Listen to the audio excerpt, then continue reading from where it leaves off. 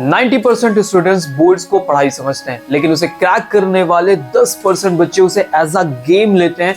और सच बताऊं तो गेम समझने वाले ही गेम में बना देते हैं। मैं हूं नुमार्कल वाला। आज मैं आपके सामने एज अ फिजिक्स टीचर नहीं बल्कि आपके एग्जाम मेंटर की तरह खड़ा हूं। पेपर के टाइम मोस्ट ऑफ द लोग क्या पूछते हैं कि आपने सिलेबस कितना कवर कर लिया, आपके टॉपिक कितने कवर हुए, आपके चैप्टर्स कितने कवर हुए, आपने सैंपल्स पेपर कितने लगाए। लेकिन कोई ये क्यों नहीं बताता कि एग्जाम हॉल में दिमाग को स्टेबल कैसे करना है। कोई नया क्वेश्चन आ जाए तो हमारा रिएक्शन क्या होना चाहिए, टाइम का डिवीजन कैसे होना चाहिए। भाई देखो, एक्चुअल में जो हमारा बोर्ड एग्जाम है ना, वो नॉलेज का कम, प्रेशर हैंडलिंग का ज्यादा है।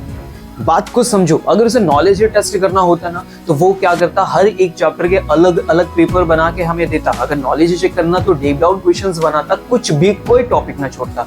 लेकिन एक्चुअल में क्या करता है, वो पूरे साल का टॉपिक और सिलेबस समेटता है। कुछ आता है, कुछ नहीं आता, और वो लाके हमें दे देता है कि भाई पूरे साल का आप 3 घंटे में जरा प्रेशर हैंडल करके दिखाओ। तो एक्चुअल गेम इस बात का है। ये गेम ना आपके फेवरेट क्रिकेट मैच की तरह है। मान लो कि टीम में सबको बैटिंग आती है, लेकिन वो मैच जिताता कौन है, जिससे प्रेशर हैंडल करना आता है, जो प्रेशर में रहकर अच्छे से सिचुएशन पे वो बैटिंग कर सकता है।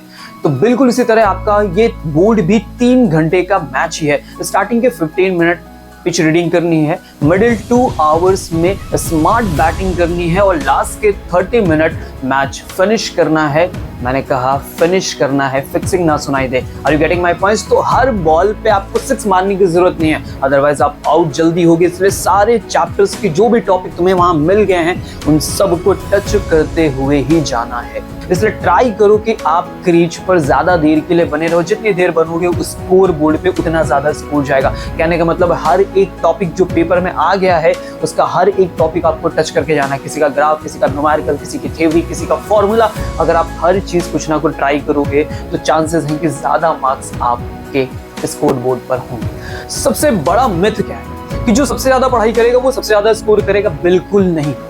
जो अपनी एनर्जी को कंट्रोल करेगा, सिली मिस्टेक्स को कम करेगा, इजी मार्क्स को गेन करेगा, वही 90% लेके आएगा। सिंपल सी बात है। ज्यादा नंबर कवर करना कम से कम गलती करने के बराबर होता है मेरे भाई। क्या बात समझ में आ रही है? तो एक टॉपर स्टूडेंट और एक एवरेज स्टूडेंट के जो बीच का गैप है ना, वो IQ लेवल तो बोर्ड्स में बिल्कुल भी नहीं है। वो है केवल और केवल स्ट्रैटेजी का फर्क। अब से आप ये मत बोलो कि मुझे डर लग रहा है। अब आप खुद से बोलोगे कि मैं 3 घंटे का गेम खेलने जा रहा हूं, उसे जीतने जा रहा हूं। देखो भाई, जो आपका एग्जाम है वो बैटलफील्ड नहीं है, वो एक परफॉर्मेंस ग्राउंड है। अगली वीडियो में मैं आपको सिखाऊंगा एग्जैक्ट 3 घंटे का टाइम डिवीजन, जिससे आप पैनिक होने की जगह कंट्रोल में रहोगे।